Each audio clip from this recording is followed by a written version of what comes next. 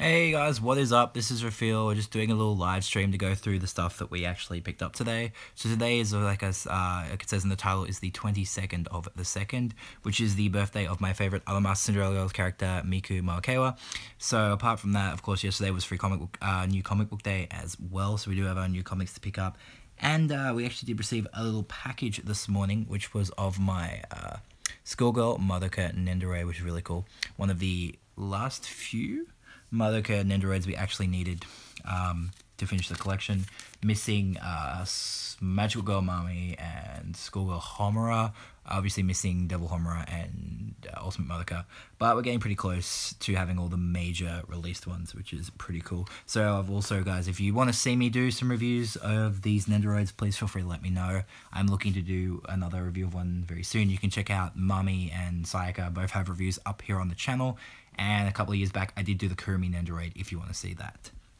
So we obviously picked up her, and we picked up our new books. So we have Scarlet Spider, Ben Riley's Scarlet Spider number 14. Really enjoying this book. Nice to actually finally be able to read a Ben Riley book. A lot of the old Clone Saga stuff is pretty old and bit tricky to find. It's not as tricky as Venom stuff, obviously, to find. Speaking of Venom, we do have like I said, one issue of Venom still eludes me. I feel like it'll elude me forever. So we have X-Men Blue number 21, which is the second part of the crossover with Venom, which is pretty much the reason I'm buying an X-Men book. Weird having Venom crossover with the X-Men. Then of course we have Venom number 162, which is the next part of the Poison X crossover. Again, Callum Bunn's writing it, so it's pretty good. Moving on to DC, we have Batman Ninja Turtles 2 number 4. Like, I don't know why these crossovers are so good. The first one was amazing, and this one is also really good. Especially that we get Casey in this one as well. And Casey's probably my favorite Ninja Turtle character, besides Leo, of course. So then we have Batgirl and the Birds of Prey number 19. I'm really far behind. I actually need to sit down and read all these. Same with Titans as well. And then Nightwing number 39. So, as well as that, we also picked up 6 packs of the new Yu-Gi-Oh! Duelist pack. Legendary Duelist Ancient Millennium. Unfortunately, guys, I was not able to crack these on camera because of the situation or the area I was in. I was in a card shop and trying to film box openings in a pack openings in a card shop, especially when you're cracking duelist packs, is pretty hard because a lot of people make fun of you. But there's a lot of really good cards in here. They're a lot of fun. I mean, for my Ojama cards, but also did pick up my Witch Quintet wall. So this is Shadow Paladin, this is Vanguard. I will be doing a archetype analysis video for the Shadow Paladin, which is as soon as I receive the last 3 cards. Should be getting them very soon, so hopefully we can do that as well. You guys can check out my Vanguard box opening for Zoo, which I up here on the channel as well. We did pull Zoa, so that was pretty cool. So buying 6 packs, theoretically we assume that we get should be 1 Ultra, because I think it's 4 Ultras per box, 24 packs per box. We didn't get an Ultra out of our 6 packs. We did pull 2 Supers. Remembering this is a Duelist pack, so it is only guaranteed rare. So we pulled 2 Ancient Gear Supers. So one thing I'll say that's really nice about Legendary Duelist 2, or Legendary Duelist Ancient Millennium, I think it is, or is it Lost Millennium? I'm just going to call it Legendary Duelist 2. Is that they've supported a lot more relevant archetypes this time, whereas the first set really only supported Red Eyes. The other stuff they put in was just kind of there and memey. This time, like, they're supporting Relinquished, Crystal Beast, and Ancient Gears, as well as, you've got your meme, like your Chaz deck, which is the cheapest deck in the whole set, which is ironically the deck I wanted to make. And you also have the support for Insect Queen and Barrel Dragon for some reason. But it's still there, it's still kind of cool. But the Crystal Beast, Ancient Gear, and Relinquished stuff is really good. And like, in terms of the value, the Ultras, if you pull the Crystal Beast Ultra or the or any of the Ancient Gear or Relinquished Ultras, you actually get your money back, and it's a lot easier to pull those. Like, it's like if you pull an Ultra, you might get some money back, whereas like in the old set, if you pulled an Ultra, you have a chance to not make your money back as well, which is a lot better in my opinion. Obviously, pulling an Insect Queen or a Barrel Dragon Ultra is not going to be as good, but still, like, this card's really cool. Cross-dimensional duel. There's more, this Ancient Gear support is more focused around Ancient Gear Golem specifically, so it's more like Crowler's deck rather tthan the Arc 5 Let's Spam Hunting Hound or whatever the hell they do in the anime, which is nice, like, because Ancient Gear Golem to me, like, is one of my favorite monsters. You know, Crowler, I love Crowler's deck more than the ones they use in Arc 5. I feel like they robbed him completely of his, like, the uniqueness of his deck.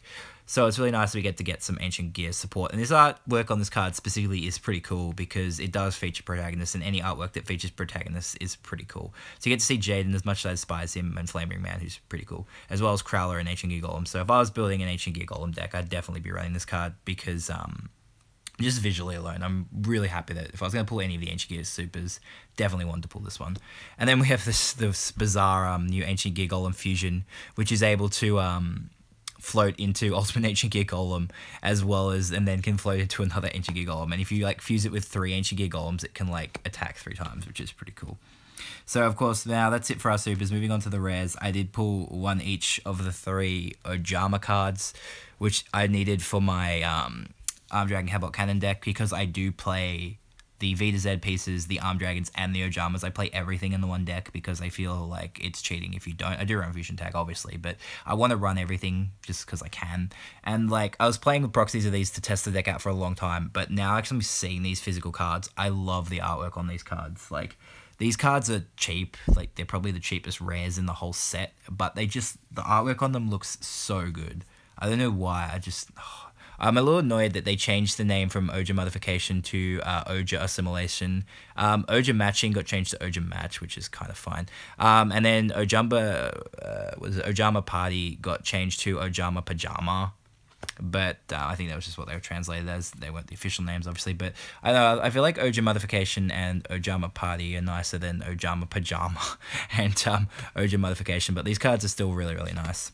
So we got, in terms of the other rares, we got this Ancient Gear Frame, which is another Ancient Gear Golem support card, which is really nice. Parasite Paranoid, which is a much better retrain of Parasite, which is really cool. And then we got Corrosive Scales, which is a reference to the first season, first duel Yugi has on Duel's Kingdom, where he fights Weevil, which is really cool. So, of course, you get a shit ton of commons. They did reprint some Crystal Beast stuff, which is good. The 2 most important ones, if I remember correctly, when I used to go up against them, Ruby and Pegasus, or at least Pegasus particularly, was the crucial one. The other one's not as much. We've got some random other weird reprints that's still really cool. So we've got Pinch Hopper reprint. Wormbait, which is good fodder for tributing Insect Queen. I mean, an Insect Queen reprint. I'm not sure the last time she was reprinted. Might have been Joey's World or Battle City Duels Pack. I'm not 100% sure, but Insect Queen's easily one of the coolest cards. Arm Dragon level 3 and level 7 got reprints along with level 5. Level 10 didn't get reprinted, so I think level 10 still only has 1 or 2 printings, making it the most valuable Arm Dragon card still. But you don't need it for the deck, which is fine. Then you got this got reprinted as well, which is really good because it only had 2 printings. It was Chaz and Elemental Energy. So this is a crucial card that got reprinted, which is nice. They didn't reprint VW, which is a shame because you do actually need it. It also only has 2 printings, which is Chaz and Elemental Energy, but hopefully that card should be a little easier for you guys to get a hold of if you want to build the deck. And once I get the deck completely finished, I will be doing a full deck profile for my Arm Dragon Catapult Cannon deck. I've just got to get the Arm Dragon Catapult Cannons. And I'll be doing an archetype analysis for the Ojama cards as well, which I'm really looking forward to. I mean, we got also some Rainbow Dragon. Interestingly, this got reprinted, even though it's already a common, so that's a weird reprint. They're probably just looking for cards to fill up the set. Ancient Gear, Ultimate Ancient Gear Golem. 2 copies of Oja Magic, which is really nice. So this is a new common as well called Crystal Tree. So I didn't think they'd be reprinting a new card as a common. But it's really good. So it's like each time a Crystal Beast monster is placed in either player's spell trap zone. So if you mirror match, I think it works for you as well. Place 1 crystal counter on this card. This card, when you send it to the graveyard, take a number of Crystal Beast monsters from your deck equal to the number of face-up number of crystal counters on this card and place them face-up in your spell trap card zone as continuous spells. Can work out pretty well, actually, if you're trying to summon Haman. And then someone actually donated a bunch of random crap to brought it into the store, so I was able to rate it and find some kind of cool cards. And this is some of the main cards we took. We got Roulette Spider because memes. 2 copies of Divine Wind Miss Valley. This card used to see a lot of play. Copy of Malefic World. It's a bit thrashed, but it is from a movie set, and it is a nice looking card.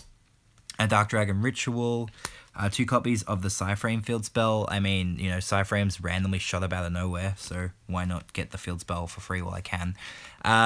Lost Wind, a really cool card. Battleguard Howling, people tech this into Amazonas, so I might try that. We have a Battle Pack Ancient Gear Golem because we pulled other Ancient Gear Golem cards, so why not. 2 copies of Eater of Millions because Eater of Millions is only a common, but it's still kind of nice. We got a copy of Realm of Light, so another copy of the field spell.